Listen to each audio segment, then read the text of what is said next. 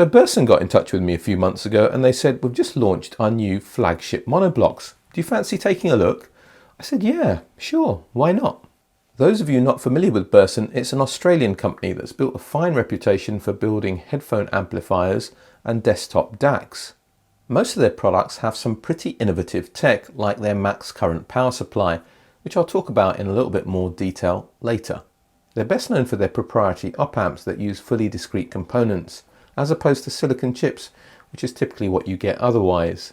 Not only can you switch them within Burson products, you can actually switch them with third-party products as well, the way in which you would roll tubes. The benefit being that the upgrade should help to lower the noise floor, assuming that your amplifier design has op-amps, of course. Back in September 2021, I took a look at Burson's Timekeeper 3i integrated amplifier. Not only does it have all that tech inside, the exterior case is a nicely finished aluminium. I think at the time it was around £2,500. I'm sure it's gone up now. It was a very nice sounding amplifier with a great built-in DAC, absolutely perfect for a desktop or near-field setup. But in an average size listening room, that's where some shortcomings became apparent. It just lacked a little bit of drive, a bit of oomph. Hopefully that won't be an issue with these Monoblocks. Initially Burson just wanted to send me the power amps, but those of you who watch my recent updated review of the Denafrips Hades, Thallo and the Hestia preamp will know that matching preamplifiers with power amplifiers can be problematic. A quick email exchange with Burson's representative ensued, and the matching Soloist 3X GT headphone and preamplifier was on its way. Now we're looking at an amplifier stack at £6,500, the most expensive that I reviewed to date. It better be pretty good. The Soloist 3X GT is Burson's flagship headphone and preamp, outputting 10 watts per channel into balanced XLR and 5 watts per channel into single-ended RCA, clearly distinguished by its red buttons and control knob, which are metal, no plastic in sight here. The beautiful wraparound aluminium casework doubles as a heatsink, and the Grand Tourer model measures 255 by 70 by 270 millimeters or 10 by 2.75 by 10.6 inches. In the UK, it will cost you £2,499. The button adjacent to the 3.5mm, 6.25mm and balanced XLR headphone inputs will take the unit out of standby. There's a button to select between 2 RCA and 2 XLR inputs, one to select between headphone, pre-out or both modes of operation.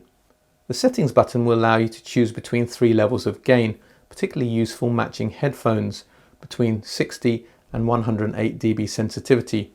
You can adjust the left-right balance, the brightness of the display, and again, for headphone users, crossfeed levels between off, low, medium and high. The final button will switch the display between landscape and portrait, just in case you want to sit the unit on its end using the supplied stand. Oh yes, it comes with a nifty little remote control in a matching finish. On the rear you'll see the balanced XLR and single-ended RCA inputs, unconventionally arranged on the extreme left and right. Sandwiched between are the XLR and RCA pre-outs, as well as a subwoofer output. The matching Timekeeper 3X GT Monoblocks will set you back £3,999 for a pair in the UK. The front fascia couldn't be simpler, with just a standby button. The discrete strip of LEDs change colour depending on the setting you've selected on the rear, from low gain RCA in green, low gain XLR in cyan, high gain XLR in blue, high gain RCA in red. In low gain mode, the 3X GT Monoblocks will deliver 30 watts per channel into 8 ohms. That jumps up to 110 watts in high gain mode. The first 30 watts are in pure Class A, and the reason why the Monoblocks aren't the size of a fridge is down to the deployment of Burson's max current power supply and active cooling. Burson believe that their max current power supply, MCPS for short, has lower noise and lower impedance than the traditional linear power supply. This should translate into a blacker sonic background and faster transient response, if it is indeed the case. It's a two-stage system. The first is a switch mode power supply housed externally due to it being inherently noisy and to keep the footprint of the main unit to a minimum. The second stage takes the noisy 24 volt supply and regenerates it at 170,000 Hz, way beyond the threshold of human hearing, ensuring that any noise generated is not audible. The other reason that the 3X GT monoblocks can produce 30 watts per channel Class A in such a compact unit is that they use an active cooling fan. The fan by Austrian company Noctua is reputed to be amongst the quietest in the world. Indeed, it was barely audible, even at late night listening levels with the unit just over 2 meters away. These Timekeeper 3X GT amplifiers come with Burson's discrete vivid op amps, which have a lower noise than the typical integrated circuit designs. They can be switched out to the less detailed but more romantic sounding classics, as well as other op amps from third-party manufacturers. I discuss all this tech in more detail in my review of the Burson Timekeeper 3i integrated amplifier that I reviewed in 2021. Links in the description notes if you fancy checking it out. The Soloist 3X GT headphone preamplifier shares many of the same technologies: the max current power supply, Noctua active cooling fan, discrete vivid op amps. Its symmetrical dual mono design is also in the pursuit of lower noise, better channel separation, and ultimately higher sound quality. What does this Soloist Timekeeper 3X GT stack sound like? Well, it's super clean, dynamic, balanced, what I think the objectivist camp would refer to as neutral sounding. So let me elaborate. Let's start with the clarity. The background is inky black, comfortably a match for my exposure pre-monoblocks that I use as a reference, as well as the Denafrips Hades Thallow that I just recently finished with for that matter. And I'm putting this down to the max current power supply. There has to be something in it. Regardless, whatever it is, details and micro details just pop out without you having to strain at all. There's plenty of dynamic headroom, especially in the high gain mode. Not so much in the low gain mode, but that has other benefits which I'll talk about in the next section. And the main reason why there's a difference in the dynamic capability is because of the power. In the high gain mode, it's rated at 110 watts into an 8 ohm load, and that drops down to 30 watts in the low gain mode.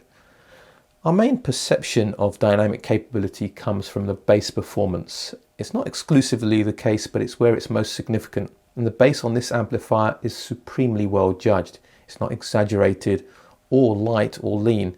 It's just right in the middle. But it's the bass definition, the grip and control that these monoblocks have. It's something to behold. So nothing to criticise in the bass response, but the mid-range, that's where the rubber meets the road, and this is where you've got to decide if this is the right kind of amplifier for you. I've already spoken about the clarity, the black background and the transient response, all of which are excellent, and that's why the leading edges of notes are so well defined, but not artificially so. And the decays, well, they're beautifully preserved. It's the middle of the note, what engineers would refer to as the release. I more commonly refer to it as the body. And I need to get this right. It certainly isn't cold or even cool. I wouldn't even describe it as dry or analytical. I think perhaps the right term is slightly dehydrated. Those of you who listen to a lot of vocal music, a lot of acoustic music, may prefer a more rich tonal balance. The rest of you, I think you'll do just fine. You won't hear any criticism from me about the high frequencies either. You'll get all the extension and refinement that you could wish for.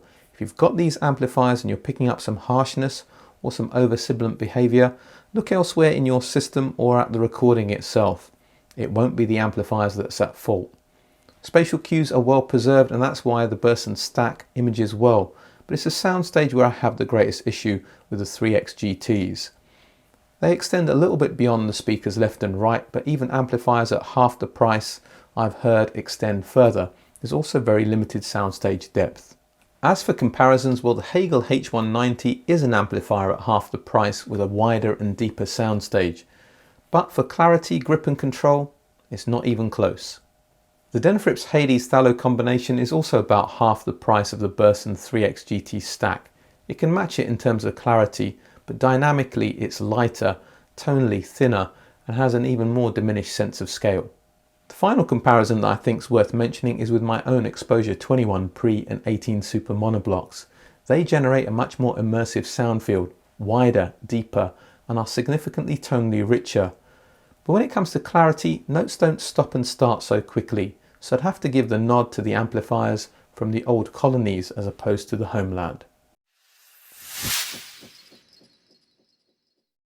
If you've got an existing DAC with a volume control or a preamplifier and you're thinking of buying the Burson GT monoblocks, I believe you need to be a little bit careful.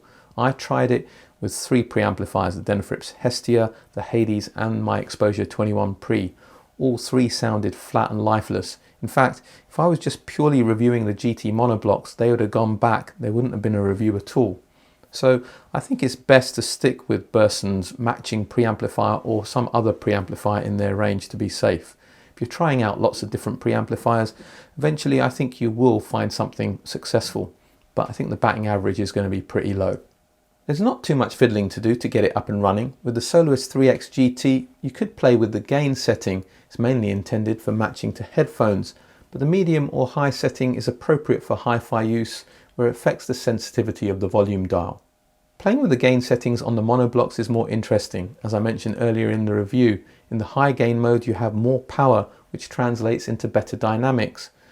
In the low gain mode it might be more polite, but that black background becomes a shade darker. The effect might be subtle, but it's there. Which setting you're going to prefer is going to depend on the sensitivity of your speakers and, quite frankly, how loud you like to listen. I tried them with low to moderate sensitivity speakers, and during the daytime, where I typically tend to listen in the 70s dB range, maybe in the 80s dB range, I preferred the high gain setting. At night time, I can listen as low as the 50s dB range when people are sleeping upstairs, and I preferred the low gain setting. It's nice to be able to switch between the two. I think the 3X GTs have enough power to drive all but the most difficult speakers in the largest rooms. They also play really well at low volumes, but I do have one final little bugbear. When listening below 60 dBs, after 20 minutes the Monoblocks would go into standby as if they were no longer detecting a signal. Now I think this is something that's fairly easy for Burson to fix, just to increase the sensitivity of the detection circuit, and I would like them to take a look at this because it was a little bit of a nuisance. In terms of partnering equipment, I think the 3X GTs are going to work well with a wide range of speakers because they impart so little character on the music. They had no trouble driving my Proax at all.